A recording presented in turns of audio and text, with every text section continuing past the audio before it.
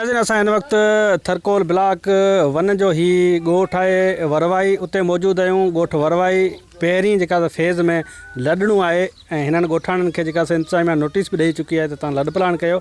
ॻोठ में हिन वक़्तु बाहि लॻी आहे, 9 जेके घर आहिनि उहे सड़ी विया आहिनि। असां मुतासिर जेके ख़ानदान आहिनि उन्हनि जे घरनि में हिन वक़्तु मौजूदु आहियूं, उन्हनि खां पुछूं था त उन्हनि जो छा चवणु आहे। एसी तक को बि आयो ना आहे, कंपनी वारा आया आहिनि, फोटू कढी विया हलिया आहिनि, ॿियो को बि आयो ना आहे। असांजे धणी दौड़ी न को बि आहे, पाण ग़रीब माण्हू आहियूं। अनाज ॿिया हुआ बनीअ जा उहे भेड़ा कयल सभु सड़ी विया आहिनि, जंहिंमें जानी नुक़सानु कोन्हे थियो, ॿियो नुक़सानु सभु घणेई थियो आहे, जाम थियो आहे। इहो जेको असांजे बाहि लॻी घरनि खे नुक़सानु थी वियो आहे, जेको असांजे घर मुकमल 10 घर सड़ी चुका आहिनि, उन में असांजो नुक़सानु जाम थियो आहे। हिकिड़े छोकिरे शहज़ाद 13 लख सड़ी विया, उन बनीअ जी का रक़म ॾियणी, घर ठाहिण लाइ सिरनि लाइ पैसा रखिया ऐं उहो ठारायां त उहो मुकमल सड़ी विया। अञा ताईं न कई आहे, न कोई जेको नुमाइंदो असां वटि पहुतो आहे, न कंपनी जो, न गवर्नमेंट जो, न एसी जो, न को बि असां वटि पहुची न सघियो आहे। असांजो जेको आहे सो घरू सामान टोटल सड़ी चुको आहे। हाणे हुन हिसाब सां असांजी जेको मदद इहा कई वञे सहायता। लाइट लॻण सबबु असांजा घर सभु सड़ी तबाह थी विया आहिनि, रख थी हलिया आहिनि। असांजे रोक रक़म कैश जेके पियल हुआ घरनि में उहे बि सड़ी ख़तमु थी हलिया आहिनि।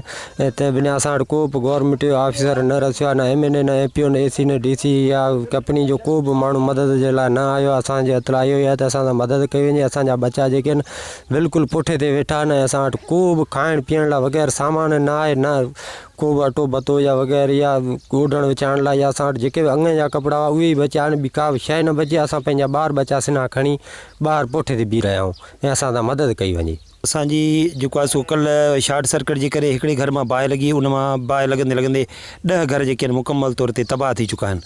असां इंतिज़ामिया खां घुर यादि कयूं त ख़ासि तौर ते कंपनी जेका असांखे लॾ पलाण जे लाइ हेसि ताईं चई चुकी आहे ऐं नोटिस ते नोटिस AC साहिबु ॾींदो अचे पियो। असांजी दरख़्वास्त आहे त असांजे माण्हुनि जी जेका आहे बक़ाया पेमेंट उहा जल्द खां जल्द कई वञे, त जीअं जेको आहे सो असां बहितर तरीक़े सां को ज़िंदगी गुज़ारण जो तरीक़ो करे सघूं। इन करे असांजी दरख़्वास्त आहे त असांजी ॻोठाणनि जी हेल्प कई वञे ऐं असांखे मुकमल पेमेंट करण खां पोइ हिकिड़ो नोटिस ॾियो। उन नोटिस खां अॻु में इंशाअल्लाह असां लॾ पलाण करे वेंदासीं। ॻोठ वरवाई में मौजूदु हुआसीं, ॻोठाणनि जूं तव्हां ॻाल्हियूं ॿुधियूं ऐं बाहि लॻण सबबु 9 जेका ग़रीब मुतासिर जेके माण्हू आहिनि उन्हनि जा घर सड़ी विया आहिनि।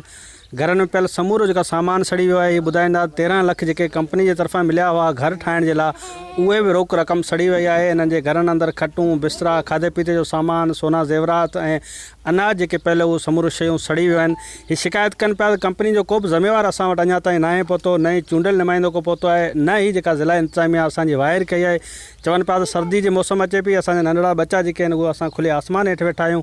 मुतालबो कनि पिया सिंध हुकूमत खां नोटिस वरितो वञे ऐं असांजी जेका जाइज़ मदद आहे उहे कई वञे। गाज़ी बजीर, अवामी आवाज़ TV न्यूज़, ॻोठ वरवाई।